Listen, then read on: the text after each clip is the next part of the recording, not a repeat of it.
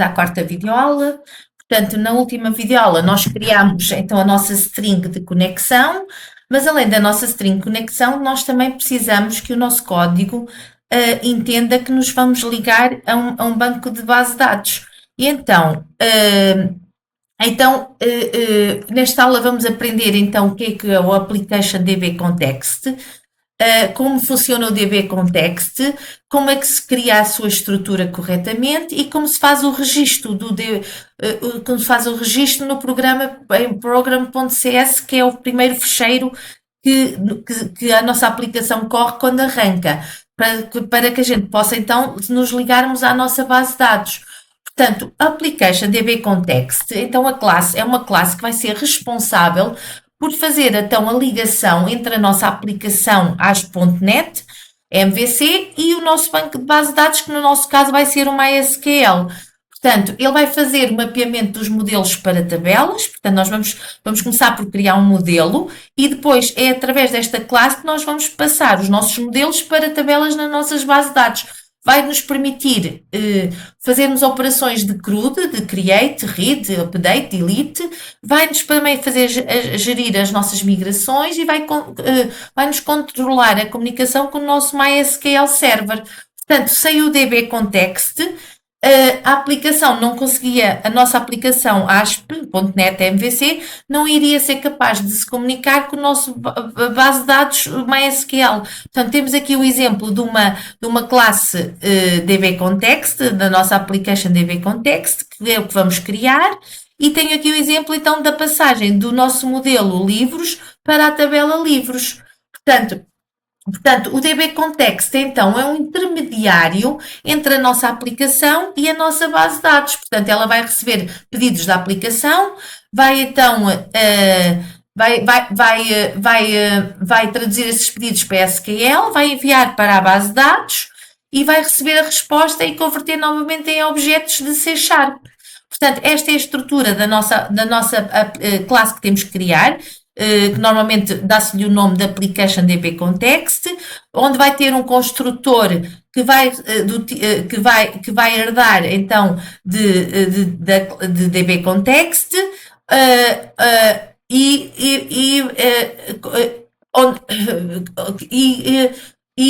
onde estamos a herdar então a nossa classe do nosso Entity Framework Core. E vai fazer então a configuração, a configurar a ligação à nossa base de dados. Depois podemos aqui criar então, a partir dos nossos modelos, as nossas tabelas. Então vamos passar para a nossa aplicação. Vou começar então, na última aula criámos aqui então a nossa ligação default string. Vamos então agora criar um modelo, começar por criar uma classe que nos vai representar o nosso modelo, vai ser os nossos livros.model. Portanto, convém indicar que é um modelo, que esta classe é um modelo, para ser mais fácil da gente identificar o que tipo de classe é. Então, eu vou criar aqui uns campos, uns atributos. Pode ser, então, vou fazer então prop int, vou criar o ID, o campo de identificação da nossa tabela. Vou criar então um título, são estes os campos que vão título para o nosso livro. Vou criar então o autor, o autor, ou ano de edição, vai ser o ano de edição, o ano de edição, o autor, pode ser então o autor,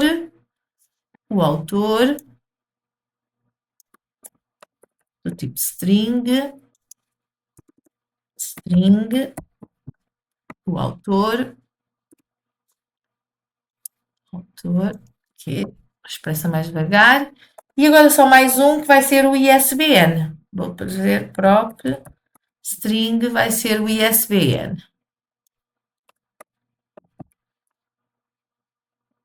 Também tipo de string. Portanto, temos aqui o nosso modelo criado para livros, para a nossa tabela que vai ser livros. Aqui tenho duas vezes, tenho que apagar. Vou então salvar. Posso lhe indicar só aqui que o ID é a minha chave primária. Portanto, e vou salvar. O meu modelo tem o meu modelo criado. Vá ver. Então, vamos aqui então criar a nossa nova pasta. Vou-lhe chamar data. E agora, dentro da data, vou então criar uma nova classe. Vou-lhe dar o nome application dbContext. Pode ser outro nome, mas normalmente é este o nome que a gente dá. Portanto, nós já temos então, já instalamos as nossas dependências, já temos os nossos pacotes de Entity Framework instalados, nossos pacotes nuggets. E então, nesta classe, vamos então criar aqui um construtor. Aqui, ó, application dbContext, que vai então, esta classe vai herdar de dbContext, que precisa, portanto, que temos que lhe, se der erro, temos que adicionar-lhe aqui o nosso pacote de Entity Framework, portanto, sem isto ia dar erro, portanto, temos que ir aqui Alt Enter e adicionar o nosso Entity Framework. E agora aqui, vamos-lhe então criar a nossa classe que nos vai permitir então fazer a ligação entre a nossa aplicação e a nossa base de dados. Portanto, vamos aqui criar então db context options. Portanto, vamos-lhe passar a nossa application dbContext. Application dbContext. Portanto, agora vamos-lhe aqui passar options e dos pontos base options.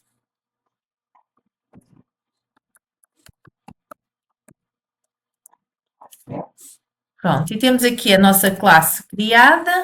Portanto, esta classe, então, estamos a herdar aqui no dbContext, estamos então a herdar da classe base do nosso Entity Framework. Portanto, daí a gente tem que instalar primeiro os nossos pacotes, senão não conseguimos ter acesso a essa classe base do Entity Framework. E depois temos aqui o nosso construtor que vai configurar então a ligação à base de dados. E agora posso já lhe criar uma DB7 para criar a nossa tabela livros baseada nos nossos, vou aqui aceitar, do nosso modelo de livros model, portanto, aqui DB7 livros model, portanto, é só ir aqui e Alt Enter e adicionar os nossos modelos, portanto, a nossa pasta modelos, e já estamos a criar então uma tabela na nossa base de dados baseada no nosso modelo livros que criei anteriormente. Portanto, temos aqui então a nossa application dbContext criada, só falta então fazermos o registro, registá-la no nosso programa de CS, que é então o nosso primeiro programa, o nosso fecheiro, que é o primeiro a abrir quando arrancamos a nossa aplicação. Portanto, devemos fazer isso a seguir ao builder das nossas views, portanto, e antes do builder build. Portanto, fazemos então registar a nossa base de dados, o contexto de base de dados, e então vamos criar então aqui no nosso program.cs a ligação então a nossa indicar, portanto, ele já está-nos aqui a dar algumas, depois vou aqui ver o que é preciso trocar. Portanto, vamos aqui, Builder Service, não isto, mas sim a nossa vamos então adicionar a nossa add dbContext, portanto, que é para registar. Portanto, a nossa dbContext, que se chama então Application Context, portanto, está aqui, está em baixo, Portanto, vou só aqui corrigir esta, ele automaticamente. Portanto, vamos aqui adicionar a nossa DB Context, portanto, que se chama Application Data DB Context. Não precisamos de pôr aqui e vamos acrescentar-lhe aqui incluir-lhe então a nossa pasta data. Depois, não quero utilizar o SQL Server, mas sim o MySQL. Portanto, se a gente utilizasse o MySQL, SQL Server, tínhamos que pôr aqui, indicámos então que usávamos o SQL Server, mas neste caso é o MySQL. E agora, vou então criar então aqui um Builder Configuration, a nossa conexão, aqui coloca a nossa connection string, que como se lembram, demos-lhe o nome de default connection, portanto está aqui o nome, e agora só vou indicar qual é a versão do meu MySQL Server, portanto, new MySQL Server,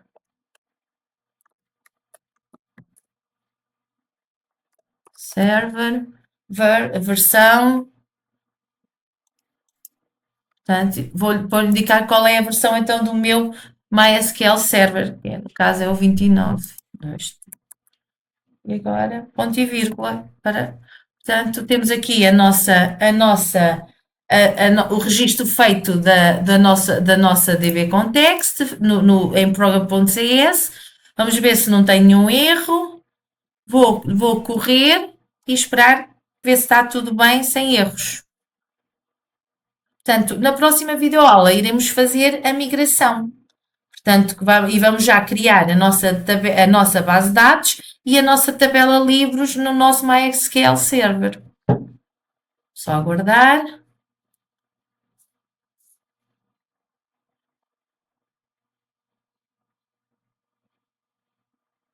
Ver se não dá erro.